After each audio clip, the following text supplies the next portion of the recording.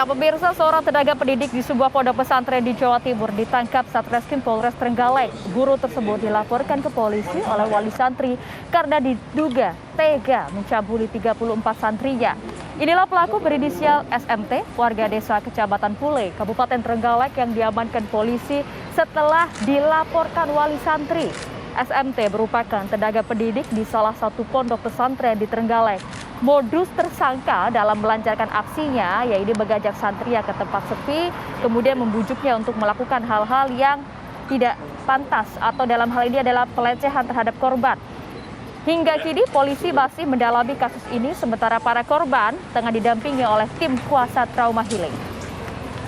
Dan untuk mengetahui bagaimana konstruksi dari kasus ini, kami akan mengajak Anda untuk berbincang dengan AKP Arif Rizky Wicaksana, Kasatreskrim Polres Trenggalek. Selamat pagi, Pak Arif.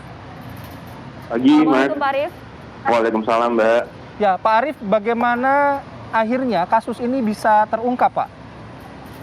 Ya, jadi sudah dijelaskan, Mas, kasus ini terungkap awalnya dari adanya pemberitaan bahwa salah satu guru di pondok ini diberhentikan. Ya. Lalu orang tua murid itu menanyakan kasus kepada korban. Di saat itulah korban melaporkan bahwa guru tersebut, tenaga pendidik tersebut telah melakukan pelecehan pada para murid. Lalu di-cross-check pada salah satu teman korban dan akhirnya korban ditemani oleh temannya dan orang tua ini melaporkan ke Polres Trenggalek. Untuk jumlah korbannya sejauh ini Anda 30-an. Apakah ini Anda dalam penyelidikan Anda masih akan terus bertambah? Iya, benar Mbak. Jadi berdasarkan hasil kita, korban ada totalnya 34.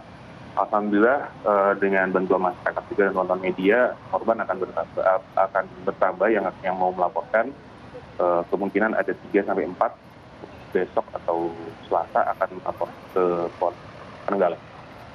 Oke, Pak Kasat, ini kan kemudian korbannya cukup banyak, dilaporkan bahkan oleh wali santri. Sebenarnya sudah berapa lama aksi ini dilakukan oleh Ustadz ini?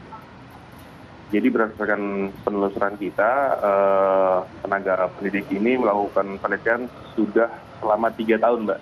Oh ya.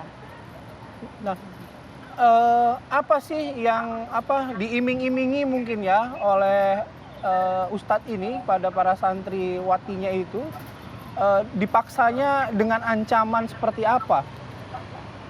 Jadi modus pelaku ini dia tidak mengancam ya, dia mengajak korban atau kawan-kawan korban ini ke tempat yang sepi, lalu dia diajak ngobrol dulu. Setelah itu baru dia melakukan pelecehan dengan omongan kalau dengan guru nurut aja, jangan ngebantah.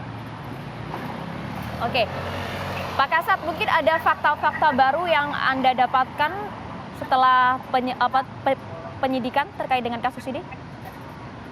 Untuk fakta-fakta barunya sejauh ini belum ada ya Mbak, cuman yang ada adalah penambahan dari korban aja sudah menghubungi kita dan dia berangsur-angsur bertambah dari 34 tersebut. Oke. Sejauh ini kalau Anda lihat laporan-laporan dari dalam hal ini adalah korban, mungkin dari wali santrinya, apa saja yang disampaikan selain dengan pelecehan yang dilakukan? Mungkin ada tindakan-tindakan lainnya, Pak? Dari sejauh ini tindakan pelecehannya yang paling minim kalau kita bilang itu dicium ya Mbak. Pelaku ini mencium kaki, lalu untuk yang paling kecelakaan berat dia memasukkan jari ke kemaluan. Kalau mengenai profesi dari pelaku ini sendiri, mungkin Anda bisa jelaskan lagi secara utuh agar pemirsa juga lebih memahami. Silakan. Sorry, gimana Mbak? Mengenai profesi dari pelaku ini sehari-harinya seperti apa, Pak?